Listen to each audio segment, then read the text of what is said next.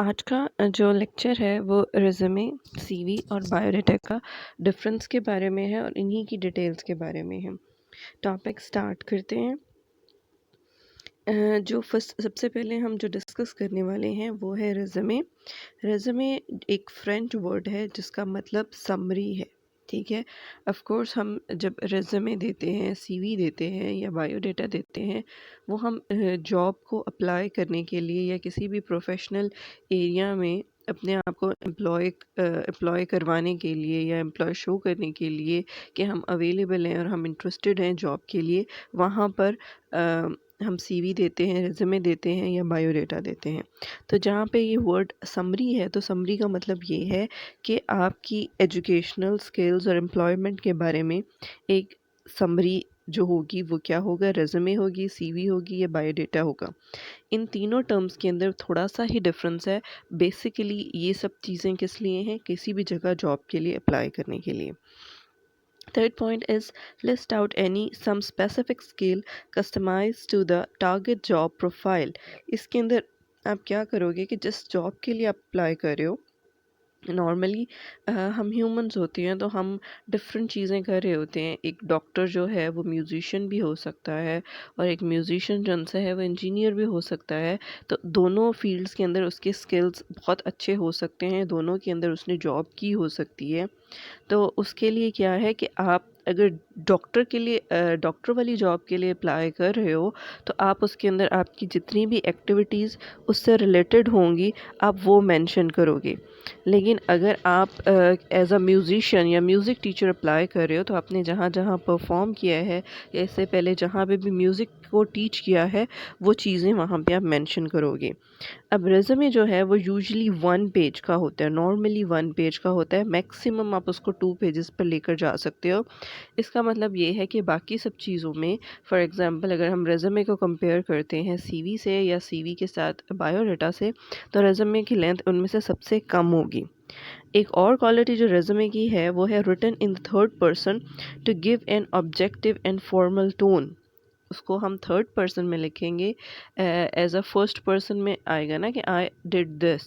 तो I did this नहीं होगा, कैंडिडेट ने ये काम किया है। तो कैंडिडेट का कौन है, वो आप हो, और फर्स्ट में आप अपना नाम भी मेंशन करोगे तो ऑटोमेटिकली वो क्या है, थर्ड पर्सन में चली जाएगी। ऑब्जेक्टिव उसकी टोन होगी और फॉर्मल होगी, कैजुअल वर्ड्स नहीं लिखे होंगे। जितने भी आप अच्छे वर्ड्स या फॉर्मल लैंग्वेज यूज़ कर सकते हो वो आप उसमें यूज़ करोगे। उसके बाद आता है स्ट्रक्चर। अगर रेज़्यूमे आपने बनाना है या कहीं पे सबमिट करवाना है तो उसका किस तरह का स्ट्रक्चर होना चाहिए। A good structure would start with a brief profile of the candidate. ये आप सब लोगों को पता है कि सबसे पहले तो आपका नाम आना चाहिए और आपकी डिटेल्स, बेसिक डिटेल्स आनी चाहिए कि अगर कोई भी एम्प्लॉयर आपको कांटेक्ट करना चाहता है तो वो किस मोबाइल नंबर पे, किस ईमेल एड्रेस पे आपसे कांटेक्ट कर सकता है। तो वो ब्रीफ जो डिटेल है कैंडिडेट की वो सबसे पहले आनी चाहिए। Summary of qualifications. अब हमने जब result card, detailed result card issue होता है तो हमने जो जो सब्जेक्ट्स पढ़े होते हैं उसके अंदर क्या क्या मार्क्स हैं वो सब चीज़ें मेंशन्ड होती हैं। तो हम पूरी की पूरी डिटेल्स अपने रिज्यूमे में नहीं करेंगे। बेसिक इन्फॉर्मेशन मैक्सिमम 1 लाइन या 2 लाइन के अंदर उसको कंक्लूड करने की कोशिश करेंगे। फॉर एग्जांपल कि ये डिग्री की है, इस इंस्टीट्यूट से गई है और इतने मार्क्स हमने एक्वायर किए हैं और इस ईयर में की है। ये 4 बेसिक चीज़ें तो कम से कम होनी चाहिए। Then comes industrial expertise. उसमें अब क्या हो रहा है कि अगर आपने फील्ड में काम किया है, फॉर एग्जांपल अगर कोई टीचर है तो उसने टीचिंग की है, तो आपने किस लेवल की है। लाइक अर्ली चाइल्डहुड में की है, छोटे बच्चों को मॉन्टेसरी में पढ़ाया है, हाई स्कूल में पढ़ाया है, कॉलेज में पढ़ाया है, यूनिवर्सिटी में पढ़ाया है। ऑफ कोर्स जिसका नर्सरी का एक्सपीरियंस होगा उसको यूनिवर्सिटी में तो जॉब नहीं मिलेगी। बिल्कुल इसी तरह अगर हम डिफरेंट फील्ड्स में जाते हैं कि अगर डॉक्टर है जिसने जनरल प्रैक्टिस की हुई है, उसको कार्डियोलॉजी वाले सेंटर के अंदर तो अपॉइंट नहीं करेंगे। जहाँ की उसकी एक्सपर्टीज़ होंगी, पीडियाट्रिक होगा, लाइक बच्चों का डॉक्टर होगा, तो उसको उसी के लिए अपॉइंट करेंगे, डिफरेंट जगह पर नहीं करेंगे। उसकी एक्सपर्टीज़ जौन सी है उसको उसी तरह से एनालाइज करेंगे। Professional experience in then comes professional experience in reverse chronological order. Focus is on the most recent experience with responsibilities, accomplishments, previous experience are only presented as a summary.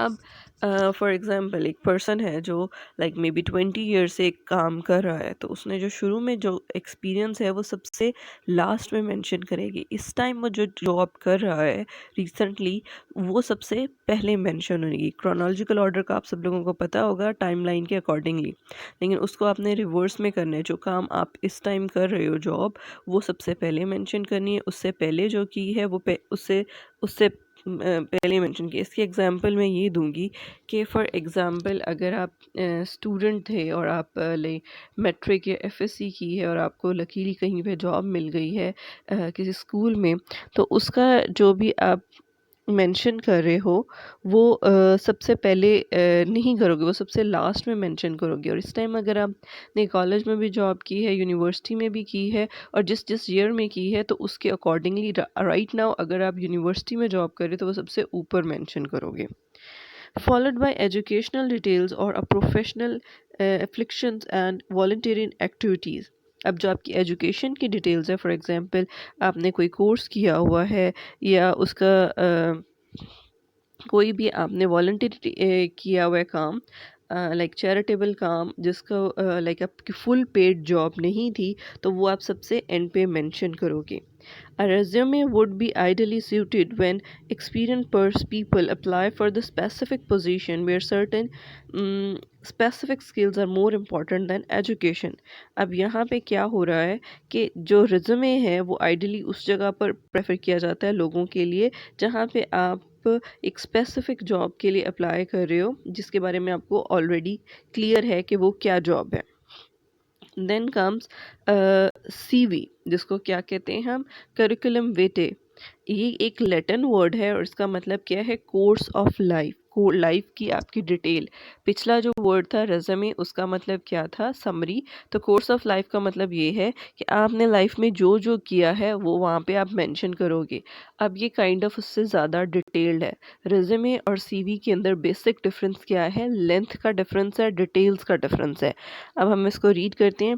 CV के बारे में जो second point है वो है more detail then अ resume. उन्होंने clearly बता दिया है कि जो रेज़्यूमे है वो ज़्यादा, सीवी जो है वो ज़्यादा डिटेल में लिखी जाएगी रेज़्यूमे के अगर हम उसको कंपेयर करते हैं। जनरली 2 to 3 pages और even longer as per the requirement. Normally वो 2 पेजेस से ज़्यादा ही होती है और 3 पेजेस से, लेकिन वो उससे भी ज़्यादा हो सकती है। फॉर एग्ज़ाम्पल अगर आपने डिफरेंट कॉन्फ्रेंसेस अटेंड की हैं, रिसर्च पेपर किए हैं और आपने 50 to 60 रिसर्च पेपर किए हैं और उन सब की आप जब डिटेल ऐड करोगे तो ऑटोमेटिकली आपकी जो सीवी है 10+ पेजेस पर चली जाएगी।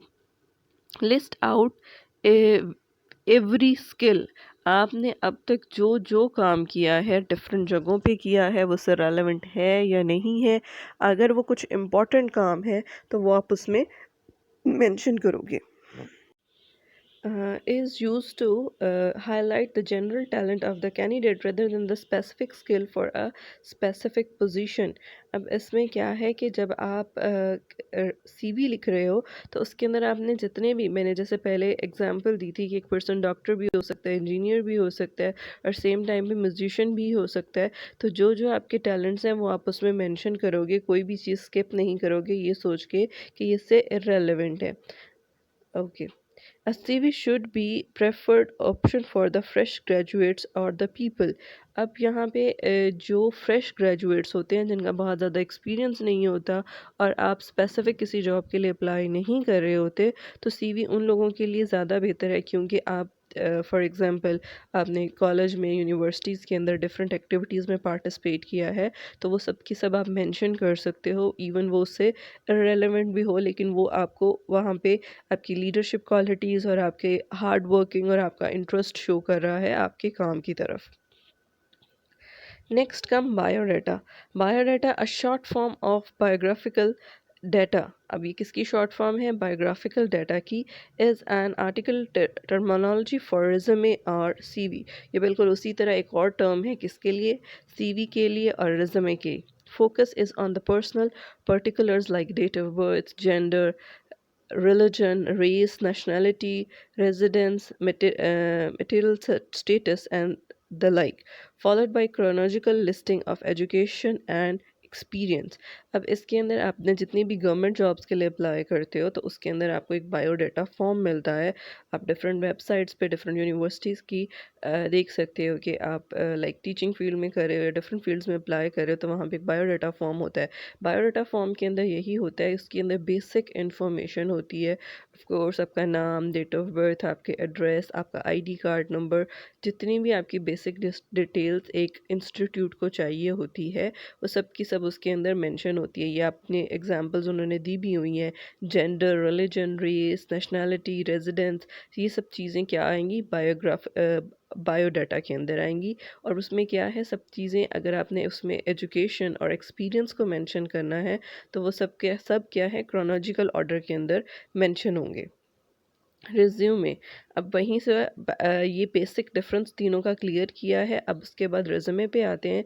The parts of a resume are quite similar from one resume to another, however they may be individualized and personalize how to show at your best. जो resume है वो नॉर्मली क्या है, एक जैसा ही होता है, लेकिन उसमें से कुछ पार्ट आप उसको डिफरेंट भी कर सकते हो बिकॉज हर एक की स्पेशलिटीज़ और सबकी क्वालिटीज़ डिफरेंट होती हैं। इन्फॉर्मेशन, अब किस पैटर्न के अंदर आपका रिज्यूमे होना चाहिए, क्योंकि मोस्टली लोग जो हैं वो आपसे रिज्यूमे ही डिमांड करते हैं। सीवी काफ़ी लेंथ में होती है और उसको पढ़ना पड़ता है, और बायोडाटा का फॉर्म तो प्री सेट होता है, उसको सिर्फ आपने फिल करना होता है। तो फिर उसके बाद रिज्यूमे की सबसे ज़्यादा इंपॉर्टेंस है बिकॉज उसको आपने खुद से बनाना है। बाकी चीज़ें जो सी हैं वो आप ऑलरेडी कहीं से भी सेट कर सकते हो पैटर्न लेकर। इन्फो उसके अंदर जो रेज़्यूमे है उसमें सबसे पहले कौन सा इन्फॉर्मेशन सेक्शन आएगा। उस सेक्शन में क्या होगा, द पर्सनल इन्फॉर्मेशन, आपकी जितनी भी पर्सनल डिटेल्स हैं वो आप वहाँ पे मेंशन करोगे। उसके बाद at the top of the resume in the centre और the left elegant, the simplest format can be the most professional, no need to make it fancy। जब आपने रेज़्यूमे बनाना है तो उसके अंदर आपने सबसे ऊपर जो है बेसिक इन्फॉर्मेशन आपने सबसे ऊपर देनी है। जैसे आपका नाम है सेंटर में या लेफ़्ट कॉर्नर के अंदर है, उसको फैंसी बनाने की कोई ज़रूरत नहीं है, कुछ भी ग्राफिक्स डालने की ज़रूरत नहीं है, कोई भी फ्लावर्स वगैरह ऐड करने की, कार्टून्स बनाने की कोई ज़रूरत नहीं है। जब आपने इन्फॉर्मेशन सेक्शन पुट कर दिया है like your name, email address, phone number, तो उसके बाद क्या आएगा, ऑब्जेक्टिव। ऑब्जेक्टिव क्या है आपका, the objective too long and complicated और improperly focused can be determine. अब क्या है कि आपने ऑब्जेक्टिव को बहुत ज़्यादा लंबा नहीं लिखना, मैक्सिमम 3 लाइन से ज़्यादा नहीं होना चाहिए, 1 लाइन, 2 लाइन, 3, 4 इज़ मैक्सिमम, इससे ज़्यादा लंबा नहीं होना चाहिए, कॉम्प्लिकेटेड नहीं होना चाहिए, बहुत क्लियरली मेंशन होना चाहिए। The make the objective a short phrase, उसको एक बिल्कुल शॉर्ट सा फ्रेज बनाए, सेंटेंस बनाए, that's it. Focus on how you can contribute the readers need. अब आपने उसमें ये देखना है कि अगर कोई आपको एम्प्लॉयर हायर करना चाहता है तो आपका फोकस ऑब्जेक्टिव को रीड करके वो उसमें से अपने रिक्वायरमेंट जज कर सकता है या नहीं कर सकता। Make the objective real and plausible. अब आपने बहुत ही लाइक डिफरेंट मतलब ऑड सा ऑब्जेक्टिव नहीं बनाना कि मैं कायद आज़म का ख्वाब पूरा करना चाहता हूँ and this and that. Be realistic कि मैं एक इंडस्ट्री में जॉब करना चाहता हूँ ताकि मेरे कैरियर में भी कंट्रीब्यूशन हो और मैं अपनी कंट्री की भी हेल्प कर सकूँ। तो ये क्या है, रियल है और प्लॉजिबल है। प्लॉजिबल के अंदर क्या है कि आप जब कंट्री की हेल्प करना चाह रहे हो अपने वर्क से तो दिस इज़ अप्रिशिएटेबल, और रियल है कि आप अपना कैरियर भी इसमें इंक्रीज़ कर रहे हो। मेक इट सिंसियर, और अगर आप मतलब रियली काम करना चाह रहे हो तो उसको सिंसियर ही रखो, फेक करने की काम ज़रूरत नहीं है। Highlight your strength and skills that will most appropriately fill and fit in the job application. और अगर वाकई ही आप पैशनेट हो अपने सब्जेक्ट के बारे में या अपने काम के बारे में तो वही उसमें मेंशन करो और ऑब्जेक्टिव के अंदर हाईलाइट करो। उसके बाद आपने रेज़्यूमे में क्या ऐड करना है, education.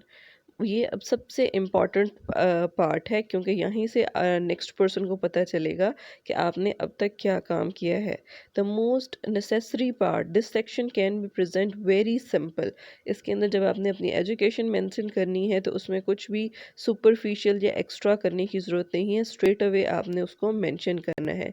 Present your education in reverse chronological order, the most recent first. For example किसी ने matric, FSc, BA, MA and MPhil किया है और पीएचडी की है, तो सबसे ऊपर पीएचडी आनी है, देन एमफिल, और उसके बाद सबसे एंड पे आपने क्या मेंशन करना है, अपना मैट्रिक।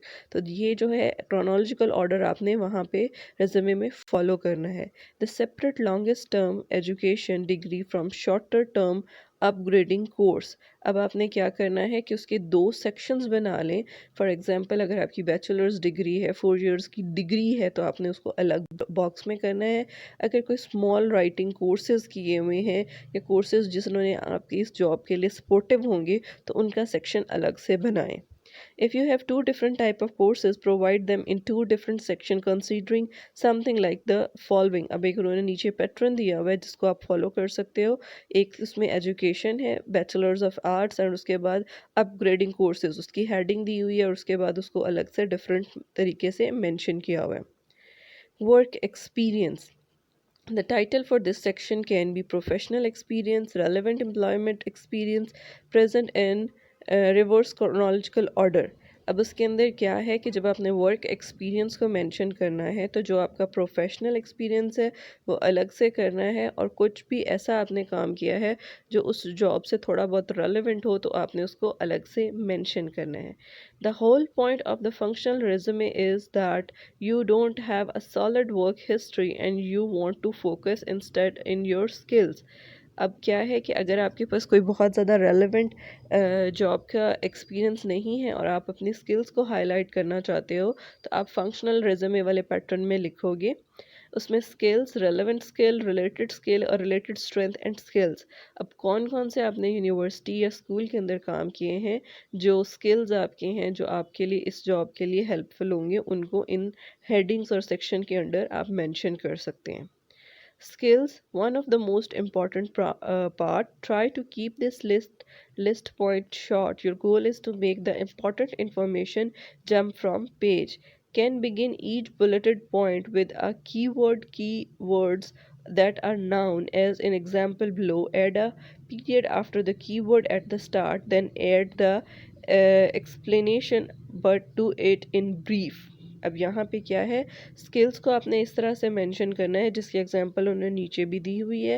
रेलेवेंट स्किल्स, लैंग्वेज में frequency in both French and English. Communication, comfortable write और स्पीक। कंप्यूटर लिटरेसी, लिटरेसी में क्या है, familiar with MS Office including Access and PowerPoint. तो ये सब चीज़ें रेलेवेंट स्किल्स को डिफरेंट पॉइंट बुलेट पॉइंट्स के अंदर उन्होंने मेंशन किया हुआ है। Achievement. This section will tell briefly and in important form what sets you apart from the competition for this position। अब ये जो आपकी अचीवमेंट है ये आपको हाईलाइट करेंगी। जितने भी लोग अप्लाई कर रहे होंगे उनमें से आप स्टैंड आउट कैसे करोगे अपनी अचीवमेंट्स को मेंशन करके। नंबर 1 में क्या है, you might have been listed on the dean's list at university, you might have been named the most valuable employee at a previous job, you might have raised a significant amount of money for a volunteer charitable project that you organized।